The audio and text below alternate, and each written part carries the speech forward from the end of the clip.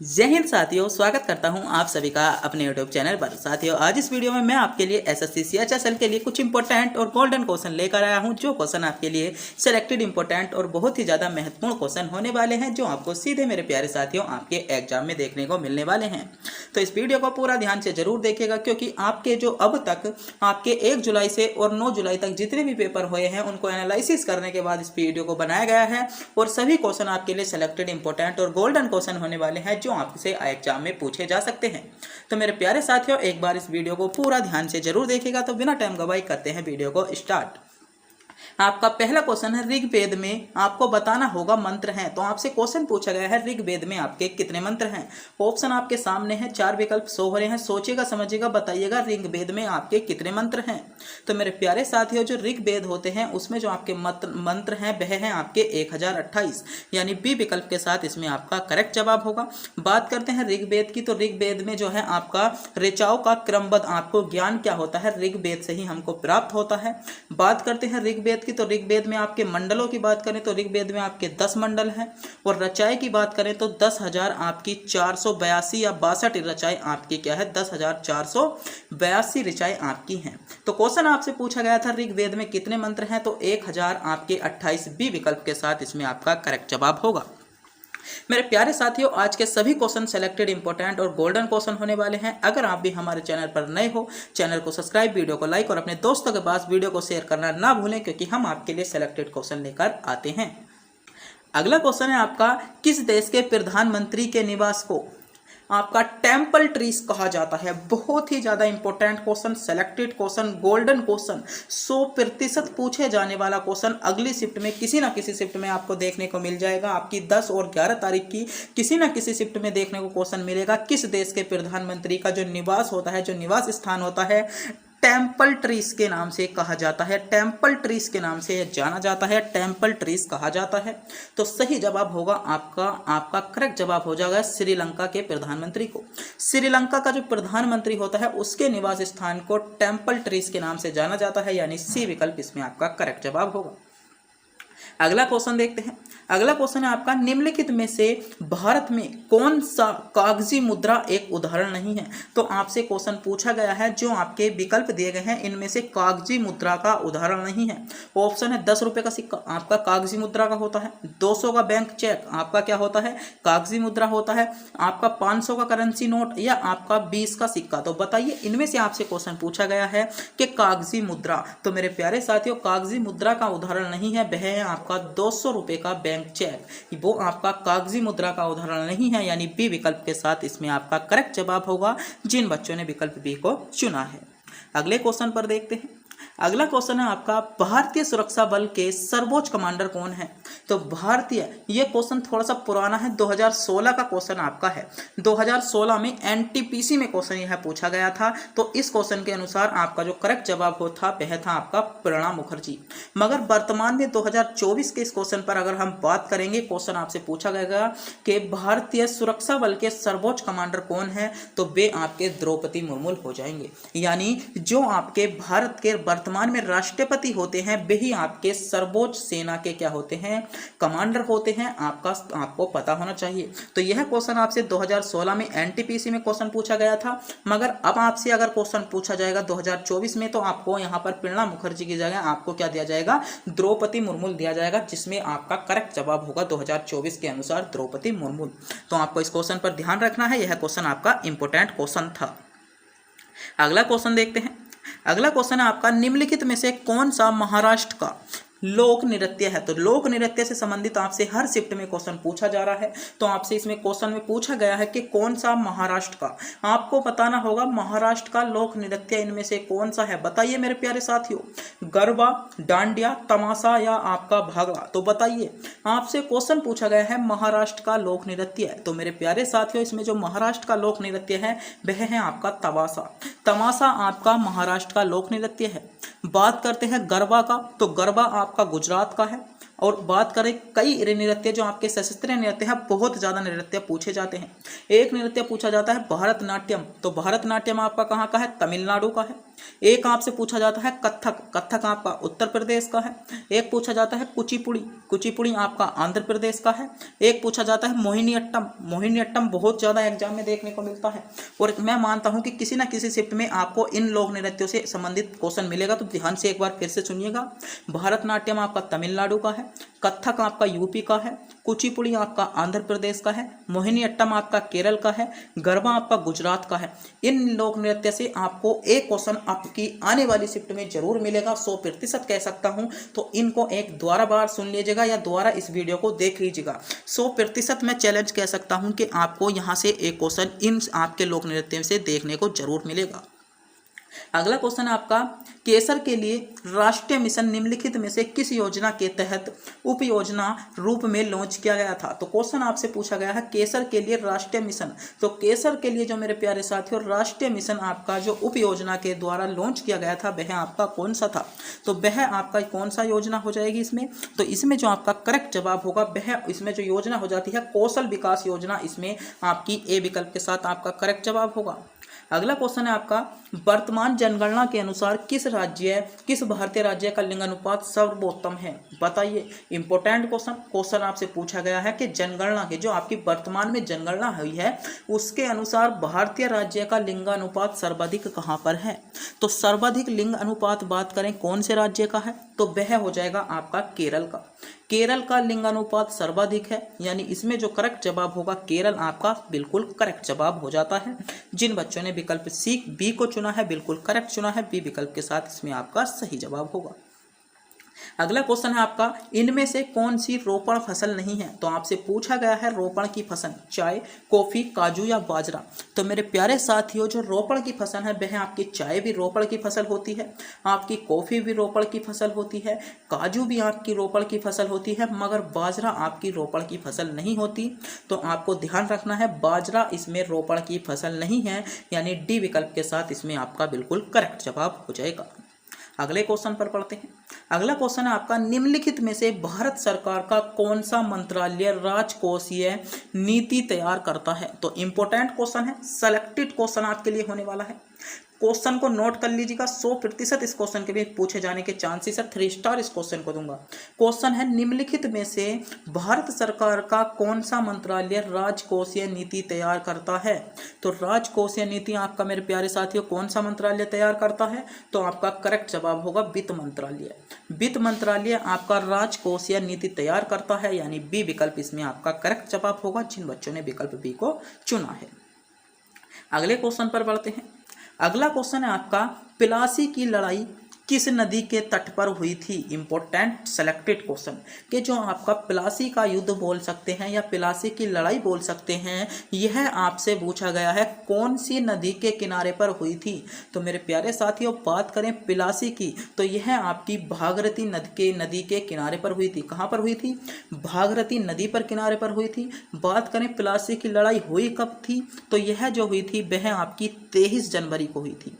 23 जनवरी 1757 को आपका प्लासी का युद्ध या आपकी प्लासी की लड़ाई हुई थी।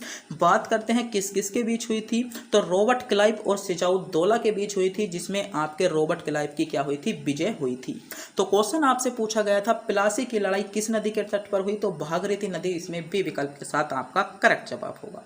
अगला क्वेश्चन देखते हैं।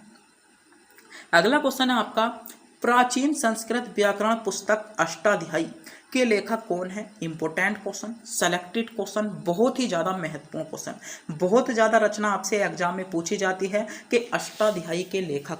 तो मेरे प्यारे साथियों अगर हम बात करें कि वर्तमान में अष्टाध्यायी के लेखक कौन है, तो वे आपके अष्टाध्यायी के लेखक कौन होंगे, तो पाणिनि आपके क्या है, अष्टाध्यायी के लेखक हैं। यानी इसमें करेक्ट जवाब क्या होगा, सी विकल्प के साथ इसमें आपका करेक्ट जवाब हो जाएगा जिन बच्चों ने विकल्प सी को चुना है। अगले क्वेश्चन पर बढ़ते हैं। अगला क्वेश्चन क्या है आपका, अगला क्वेश्चन है, दिल्ली की पहली महिला शासक कौन थी। बताइए दिल्ली की पहली महिला शासक। ऑप्शन है मणिकर्णिका, रानी रूपवती, रजिया सुल्तान या चांद बीबी? तो बताइए दिल्ली की पहली महिला शासिका पूछा जा रहा है आपसे।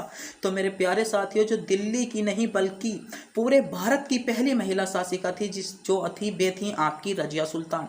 इसको हम दिल्ली की नहीं बल्कि पूरे भारत की बोल सकते हैं कि भारत की पहली महिला शासिका कौन थी या शासक कौन थी? तो वे थी आपकी रजिया सुल्तान, यानी सी विकल्प के साथ इसमें आपका करेक्ट जवाब होगा।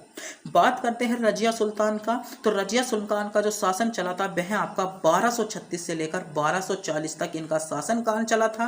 और ये किसकी पुत्री थी? तो ये आपकी इल्तुतमिश की पुत्री थी। कौन? रजिया सुल्तान आपकी इल्तुतमिश की पुत्री थी। तो क्वेश्चन आपसे पूछा गया था दिल्ली की पहली महिला शासिका कौन थी? तो रजिया सुल्तान इसमें सी विकल्प के साथ इसमें आपका करेक्ट जवाब हो जाएगा। अगले क्वेश्चन पर बढ़ते हैं। अगला क्वेश्चन है आपका, अंतरराष्ट्रीय मुद्रा कोष कब बनाया गया था? तो बताइए अंतरराष्ट्रीय मुद्रा कोष मेरे प्यारे साथियों आपसे पूछा गया है कि अंतरराष्ट्रीय मुद्रा कोष कब बनाया गया? 1945, 1952, 1950 या 1948? तो बताइए मेरे प्यारे साथियों, इंपॉर्टेंट क्वेश्चन होगा यह क्वेश्चन, नोट करेंगे इस क्वेश्चन को। अंतरराष्ट्रीय मुद्रा कोष, तो मेरे प्यारे साथियों जो अंतरराष्ट्रीय मुद्रा कोष बनाया गया था वह आपका 1945 को बनाया गया था। यानी इसमें जो करेक्ट जवाब होगा ए विकल्प के साथ आपका करेक्ट जवाब होगा। बात करते हैं अंतरराष्ट्रीय मुद्रा कोष जो था इसकी करेक्ट डेट की। तो करेक्ट डेट थी आपकी 27 दिसंबर। जो अंतरराष्ट्रीय मुद्रा कोष बनाया गया था 27 दिसंबर 1945 को आपका बनाया गया था। बात करते हैं अंतरराष्ट्रीय मुद्रा कोष का आपका हेड क्वार्टर या मुख्यालय कहाँ पर है? तो इसका मुख्यालय आपका वाशिंगटन डीसी है। में है कहाँ पर है? वाशिंगटन डीसी में आपका अंतरराष्ट्रीय मुद्रा कोष का आपका मुख्यालय है। क्वेश्चन आपसे पूछा गया था अंतरराष्ट्रीय मुद्रा कोष कब बना? तो आपका 1945 में बना है, आपको ध्यान रखना होगा। अगला क्वेश्चन देखते हैं। अगला क्वेश्चन है आपका, यूनेस्को का वैश्विक विरासत स्थल खजुराहो। आपसे क्वेश्चन पूछा जा रहा है जो यूनेस्को का जो आपका वैश्विक स्थल है खजुराहो कहाँ पर स्थित है? तो कहाँ पर स्थित है? ऑप्शन है मध्य प्रदेश में, उत्तर प्रदेश में, उत्तराखंड में या छत्तीसगढ़ में। तो खजुराहो जो मेरे प्यारे साथियों स्थित है वह आपका मध्य प्रदेश में स्थित है, यानी ए विकल्प के साथ इसमें आपका करेक्ट जवाब हो जाएगा। अगले क्वेश्चन पर बढ़ते हैं।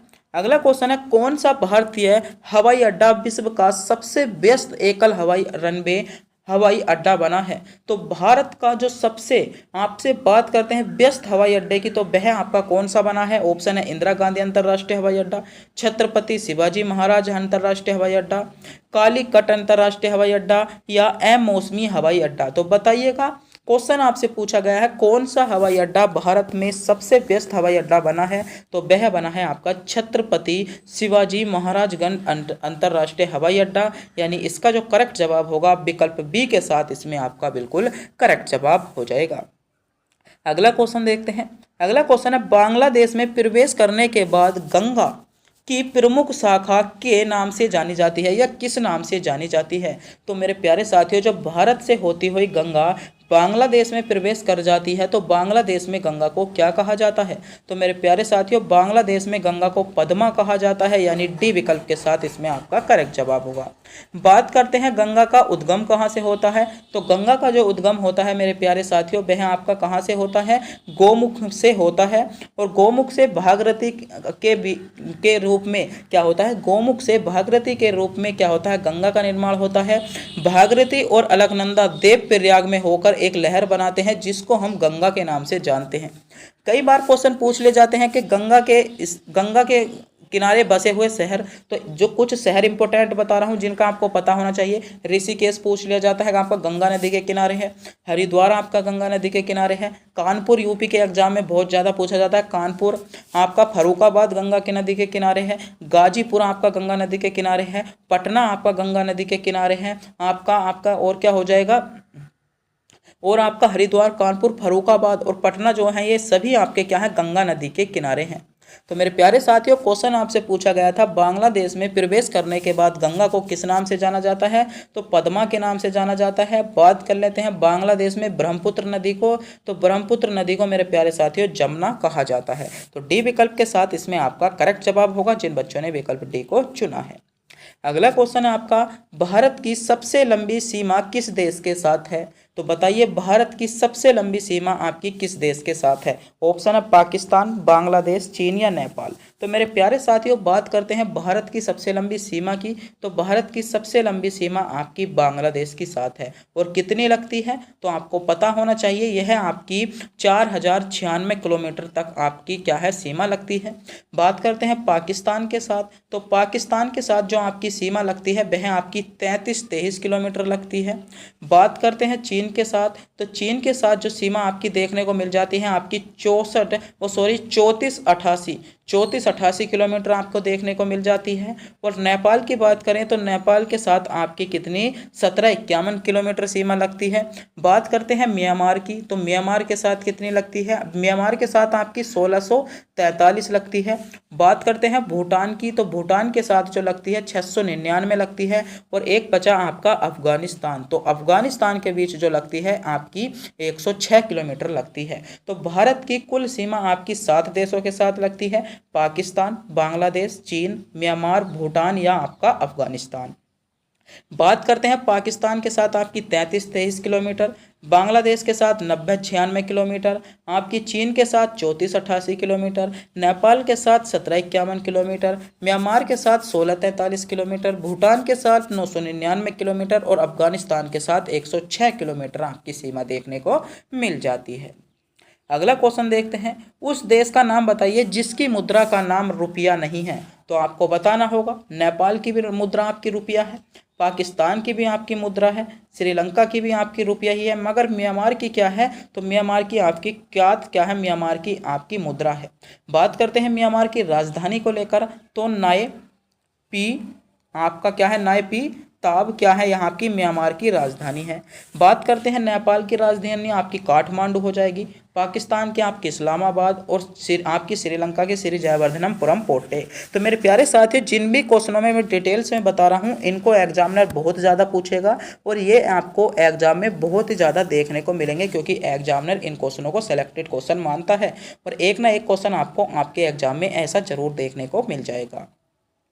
अगला क्वेश्चन है आपका, रजिया सुल्तान को दिल्ली सल्तनत के सिंहासन से किस वर्ष हटा दिया गया। ऑप्शन है 1240, 44, 1238 या 1236। तो बताइएगा रजिया सुल्तान। तो मेरे प्यारे साथियों बात करें रजिया सुल्तान की, तो रजिया सुल्तान जो थी वह आपकी भारत की पहली शासिका, भारत की पहली महिला शासिका थी। क्या थी, पहली महिला शासिका जो थी आपकी रजिया सुल्तान भारत की पहली महिला शासिका थी। और ये किसकी पुत्री थी तो आपको पता होना चाहिए, ये आपकी इल्तुतमिश की पुत्री थी। किसकी पुत्री थी, इल्तुतमिश की पुत्री थी। और इनका शासनकाल जो चला था वह आपका 1236 से लेकर 1240 तक इनका शासनकाल चला गया था।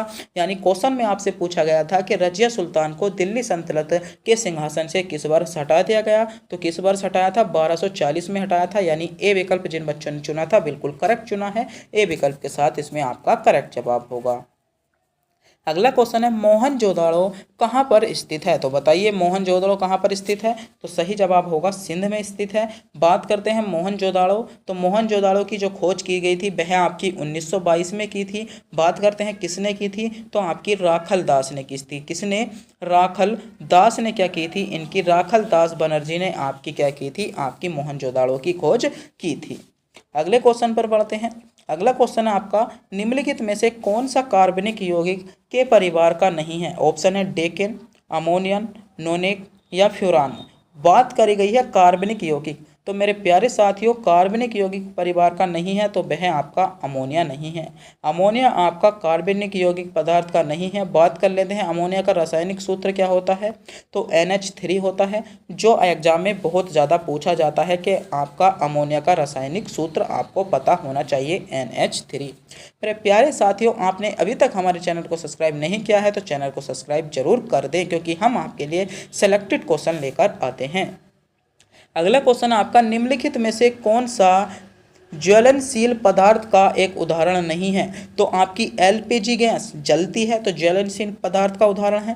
कांच आपका नहीं जलता, तो यही क्या है आपका विकल्प बी के साथ इसमें आपका सही जवाब हो जाएगा। अगला क्वेश्चन है आपका, दांत की जड़ किस पदार्थ से आच्छादित होती है। तो आपकी सही जवाब होगा आपका दंत वृक्ष से, यानी सीमेंटम से। क्या, सीमेंटम से या दंत वृक्ष से आपकी जो दांत की जड़ होती है वह आपकी आच्छादित हो जाती है। यानी ए विकल्प के साथ मेरे प्यारे साथियों इसमें आपका करेक्ट जवाब होगा जिन बच्चों ने विकल्प ए को चुना है। अगला क्वेश्चन है आपका, सेंटोमियर के स्थान के आधार पर निम्नलिखित में से कौन सा गुणसूत्र का प्रकार नहीं है। तो क्वेश्चन इंपॉर्टेंट है, तो गुणसूत्र का प्रकार नहीं है। विकल्प आपके सामने शो हो रहे हैं, सोचिएगा, समझिएगा, बताइएगा कि गुणसूत्र का प्रकार नहीं है। तो लोफोसेंट्रिक जो है मेरे प्यारे साथियों, वह आपका गुणसूत्रों का प्रकार नहीं है, यानी ए विकल्प के साथ इसमें आपका करेक्ट जवाब होगा। अगला क्वेश्चन देखते हैं। श्री आपसे क्वेश्चन पूछा गया, पद्म श्री पुरस्कार से सम्मानित गुरु कजीपदम कुमारनम नायर भारत के किस शास्त्रीय नृत्य से संबंधित थे। तो किससे थे? आपका सही जवाब होगा कथकली से संबंधित थे, यानी डी विकल्प के साथ इसका आपका करेक्ट जवाब हो जाता है। अगला क्वेश्चन है आपका, अंतर्राष्ट्रीय हॉकी महासंघ FIH का मुख्यालय कहाँ पर है। तो मेरे प्यारे साथियों, बात करते हैं अंतर्राष्ट्रीय हॉकी महासंघ की। तो अंतर्राष्ट्रीय हॉकी महासंघ की जो स्थापना की गई थी वह आपकी 1924 में की थी। और कहाँ पर की गई थी? तो पेरिस। कहाँ पर? इटली की राजधानी पेरिस में की गई थी। मगर क्वेश्चन आपसे पूछा गया है मुख्यालय कि आपका अंतर्राष्ट्रीय हॉकी जो आपका महासंघ है इसका मुख्यालय कहाँ पर है। तो इसका मुख्यालय है मेरे प्यारे साथियों आपका स्विट्जरलैंड में। कहाँ पर? लुसाने। स्विट्जरलैंड में एक जगह है लुसाने, वहाँ पर आपका क्या है? इसका मुख्यालय है। यानी आपसे क्वेश्चन पूछा गया था अंतर्राष्ट्रीय हॉकी महासंघ का मुख्यालय कहाँ पर है, तो स्विट्जरलैंड सी विकल्प के साथ आपका करेक्ट जवाब होगा। अगला क्वेश्चन है, भारतीय खिलाड़ी भवानी देवी किस खेल से संबंधित थीं। ऑप्शन है कुश्ती से तो आपकी नहीं थी, मुक्केबाजी से भी नहीं थी, तीरंदाजी से नहीं थी, आपकी तलवारबाजी से। यानी भवानी सिंह का जो संबंध है या भवानी देवी का जो संबंध है वह आपका तलवारबाजी से है।